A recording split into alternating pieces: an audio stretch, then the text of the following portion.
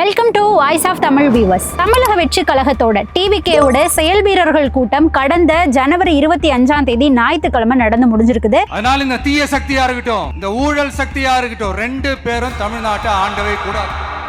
இந்த செயல் வீரர்கள் கூட்டத்துல தாவேகாவினுடைய தலைவராக இருக்கக்கூடிய விஜய் அவர்கள் 17 நிமிடங்கள் வந்துட்டு பேசியிருந்தாரு.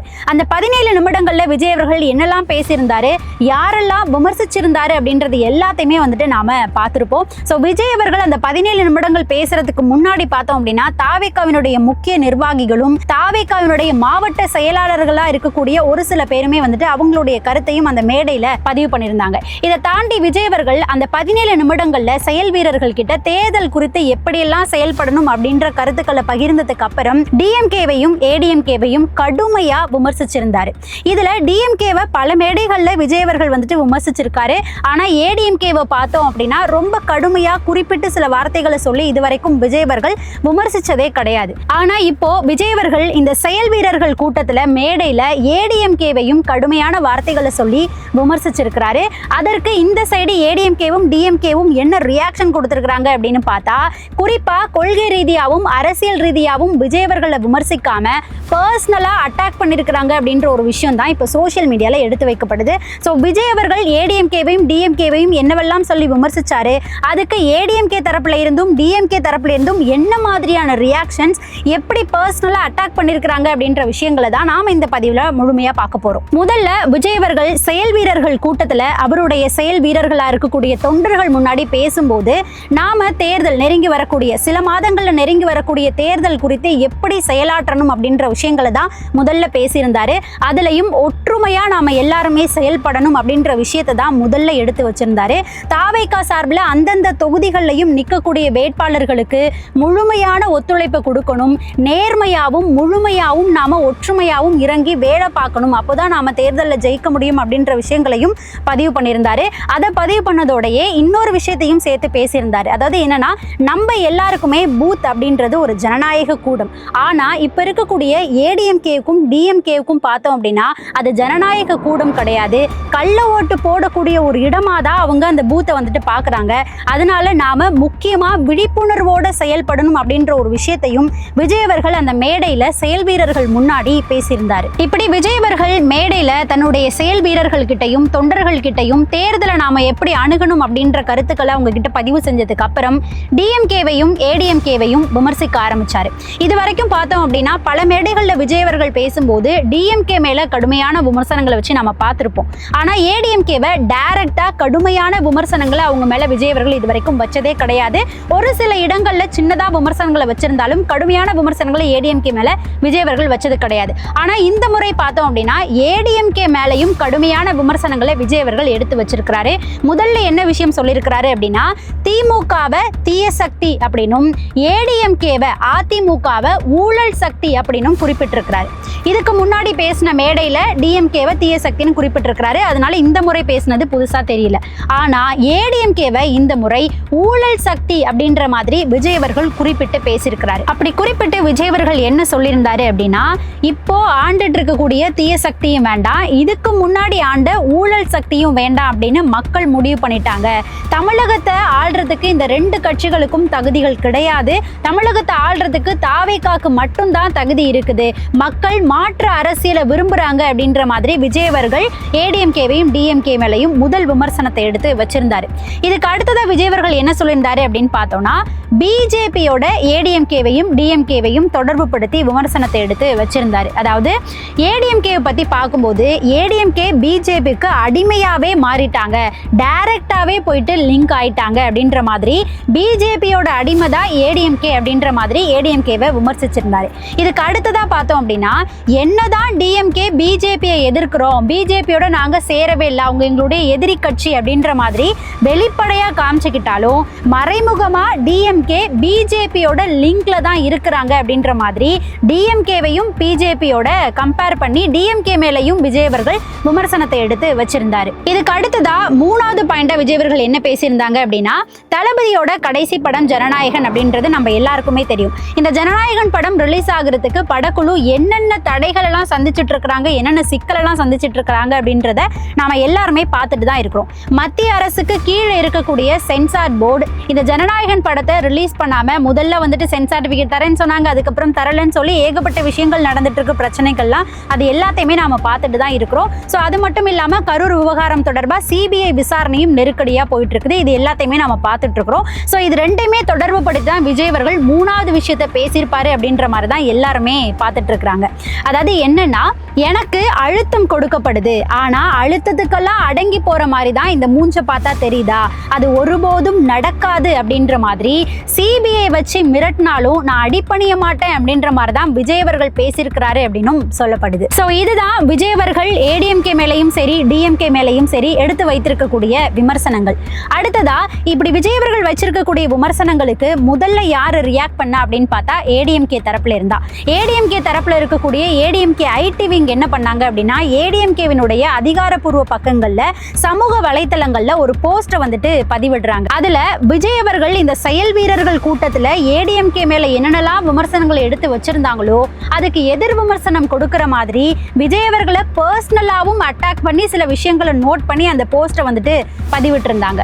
அதுல அவங்க முதல் விஷயமா எதை எடுத்து வச்சு பேசியிருந்தாங்கன்னா, விஜய் அவர்கள் ஏடிஎம்கேவை ஊழல் சக்தி அப்படின்ற மாதிரி குறிப்பிட்டிருந்தார் இல்லையா, அதுக்கு பதிலடி கொடுக்குறோம் அப்படின்னு சொல்லிட்டு ஒரு விஷயத்த பேசியிருக்கிறாங்க. அதாவது என்னன்னா, உங்களுடைய படங்கள் எல்லாம் ரிலீஸ் ஆகுது இல்லை, அந்த படத்துக்கான டிக்கெட்டை பிளாக்ல வந்துட்டு அதிக விலை கொடுத்து விச்சு அதுல அதிகமான காசை வந்துட்டு சம்பாதிக்கிறீங்களே, சட்டவிரோதமா பணத்தை சம்பாதிக்கிறது ஊழல்னா நீங்க பண்றதுமே வந்துட்டு ஊழல் தானே, நீங்களாம் நாங்க ஊழல் பண்றதை பத்தி பேசலாமா அப்படின்ற மாதிரி ஒரு விஷயத்தை ஏடிஎம்கே வந்துட்டு எடுத்து வச்சிருக்காங்க. இதுக்கு இந்த சைடு தாவேகா தரப்புல இருந்து என்ன பதில் கொடுத்திருக்காங்க அப்படின்னு பார்த்தோம்னா, ஏற்கனவே தாவேகாவினுடைய முக்கிய நிர்வாகியா இருக்கக்கூடிய நிர்மல்குமார் அவர்கள் இந்த டிக்கெட் விவகாரம் குறித்து தெளிவான ஒரு விளக்கத்தை வந்துட்டு கொடுத்திருக்கிறாரு. அதாவது என்னன்னா, டிக்கெட்டினுடைய விலை நிர்ணயிக்கப்படுறதுக்கும் அந்த படத்துல நடிக்கக்கூடிய நடிகருக்கும் என்ன சம்பந்தம் இருக்கு, டிக்கெட்டோட விலை இவ்வளோ இருக்கணும் அவ்வளோ இருக்கணும் அப்படின்னு நிர்ணயிக்கக்கூடிய அந்த முடிவை எடுக்கக்கூடியது தியேட்டர் உரிமையாளர்களும் விநியோகஸ்தர்களும் தான் தவிர நடிகர்கள் அந்த விஷயத்துக்குள்ள போகவே முடியாது. அதுலயும் ஒருபடி மேல போய் நம்ம உற்று நோக்கணும் அப்படின்னா உண்மையான ஒரு விஷயத்தை நாம தெரிஞ்சுக்க முடியும்.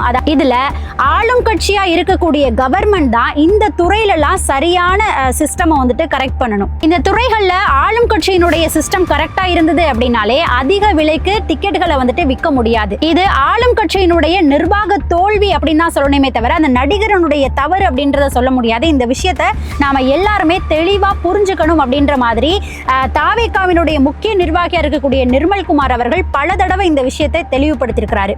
அப்படி தெளிவுபடுத்தியும் ஏடிஎம்கே திரும்ப திரும்ப விஜய் அவர்கள் இவங்களை ஊழல் சக்தி அப்படின்னு சொன்ன காரணத்துக்காக இதையே திரும்ப திரும்ப காரணம் காட்டி எடுத்து வைக்கிறாங்க அப்படின்னா ஏடிஎம்கே உடைய புரிதல் அப்படின்றது அவ்வளவுதான் அப்படின்னு எடுத்துக்க முடியும்னு தாவேகா தரப்புல இருந்து சொல்லப்படுது. இதுக்கு அடுத்ததா ஏடிஎம்கே அவங்க வெளியிட்ட போஸ்ட்ல என்ன சொல்லியிருக்கிறாங்க அப்படின்னு பார்த்தோம்னா, கரூர் விவகாரத்தை பத்தி பேசியிருக்கிறாங்க. நீங்க செஞ்சீங்களோ இல்லையோ அந்த 41 பேர் உயிரிழந்ததுக்கு நீங்களும் ஒரு காரணம் தான் அப்படின்ற மாதிரி விஜய் அவர்களை காரணம் காட்டி அவங்க மேல விமர்சனத்தை வச்சிருக்கிறாங்க. இந்த இடத்துல தான் ரொம்பவே முக்கியமான ஒரு கேள்வி எழுது. இந்த கரூர் விவகாரம் நடந்த சமயத்துல எடப்பாடி பழனிசாமி அவர்கள் டிஎம்கேனுடைய சதி செயல் தான் இதுல இருக்கு அப்படின்னு சொல்லி விஜய் அவர்களுக்கு சப்போர்ட் பண்ணி தான் நின்னாரு.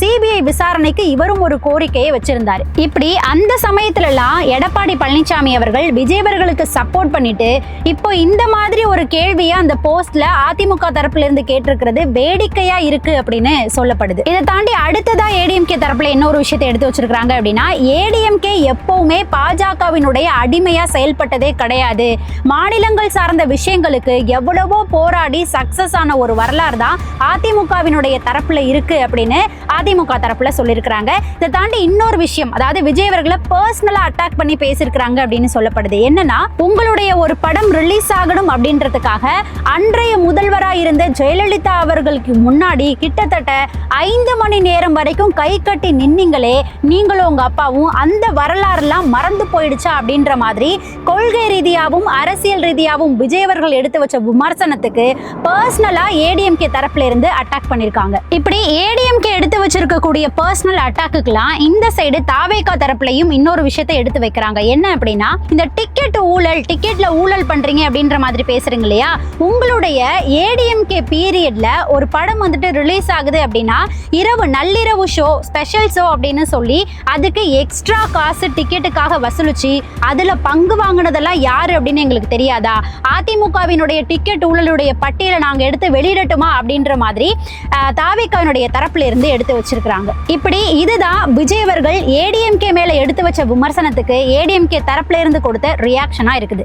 இதுக்கு அடுத்ததா டிஎம்கே தரப்புக்குள்ள வரலாம். டிஎம்கேல விஜய் அவர்கள் பேசினதுக்கு யாரு ரியாக்ட் பண்ணிருக்கிறாங்க அப்படின்னு பார்த்தோம்னா, திமுகவினுடைய அமைச்சரா இருக்கக்கூடிய KN நேரு அவர்கள். அதாவது 2274 கோடி ஊழல் இவருடைய துறையில நடந்திருக்கு அப்படின்னு அமலாக்கத்துறை ஆதாரத்தோட இவர் மேல கைது நடவடிக்கை எடுக்கணும் அப்படின்னு சொல்லி கடிதத்தையும் டிஜிபி அலுவலகத்துக்கு அனுப்பி வச்சிருக்கிறாங்க இல்லையா?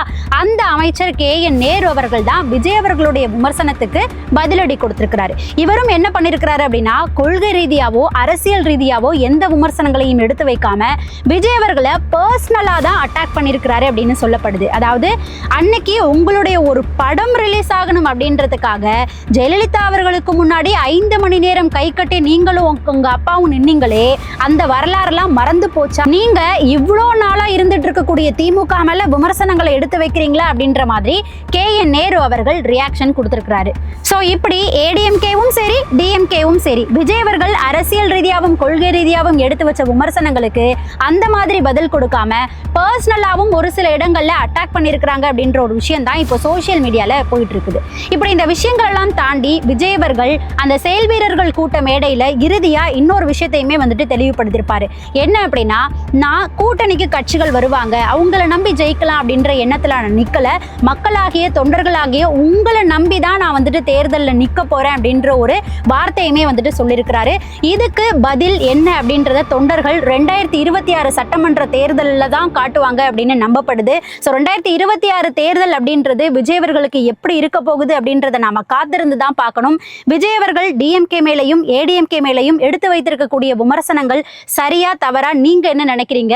விஜய் அவர்கள் எடுத்து வச்ச விமர்சனத்துக்கு ஏடிஎம்கே தரப்புல இருந்தும் டிஎம்கே தரப்புல இருந்தும் கொடுத்திருக்கக்கூடிய பதில்கள் குறித்தும் நீங்க என்ன நினைக்கிறீங்க அப்படின்றத மறக்காம நம்மளுடைய கமெண்ட் செக்ஷன்ல பதிவு பண்ணுங்க. நாம அடுத்த வீடியோல சந்திக்கலாம்.